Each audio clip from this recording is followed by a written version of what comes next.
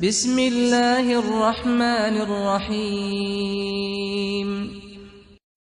ہمارے معاشرے میں ازدواجی زندگی کے اندر جو بے سکونی آپ کو نظر آئے گی، اس کی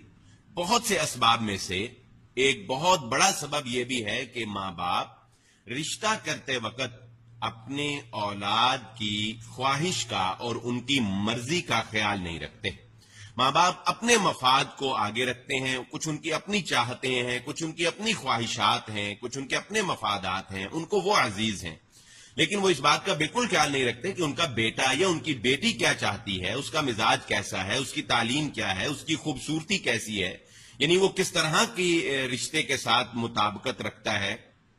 تاکہ یہ بے جوڑ رشتہ نہ ہو جائے۔ یعنی یہ اسلام نے بہت تلقین کی ہے کہ اپنے بچوں کا رشتہ کرتے وقت ان کے مطابقت کا خیال رکھو، ایک توازن ہونا چاہیے، یہ نہیں کہ اتنا زیادہ فرق ہو کہ شادی کے بعد جو ہے وہ دونوں میں سے کسی ایک کا پھر دل جو ہے وہ نہ لگ سکے۔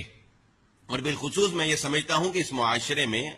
بچیوں کے ساتھ، بیٹیوں کے ساتھ یہ ناانصافی کسی حد تک زیادہ کی جاتی ہے کہ ان سے تو بالکل ہی ان کی مرضی اور ان کی خواہش کے بارے میں ہرگز نہیں پوچھا جاتا۔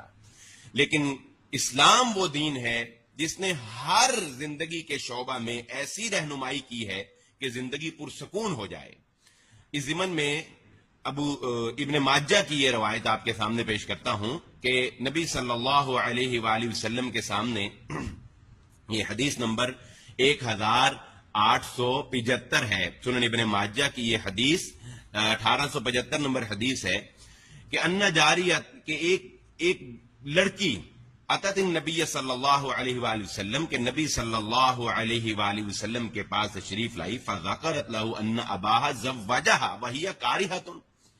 فرمانے لگی کہ اے اللہ کے نبی صلی اللہ علیہ وسلم، میرے باپ نے میرا نکاح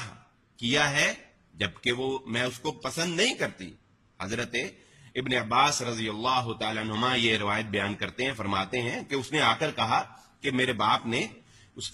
کا نکاح کر دیا ہے جبکہ اس کو یہ نکاح پسند نہیں، اس کو یہ شادی پسند نہیں ہے۔ فخیرہ النبی صلی اللہ علیہ وسلم، تو اللہ کے نبی صلی اللہ علیہ وآلہ وسلم نے اسے اختیار دے دیا کہ تمہاری مرضی ہے، اگر تم اپنی خامن کے ساتھ رہنا چاہو تو ٹھیک ہے، وگرنہ تمہیں اختیار ہے اس نکاح کو ختم کر دیا جائے گا۔ یعنی آپ اس سے اندازہ لگا سکتے ہیں کہ دین اسلام نے ایک بیٹی کی رضامندی جو ہے اس کے نکاح میں اس کو کیا اہمیت جو ہے وہ دی ہے۔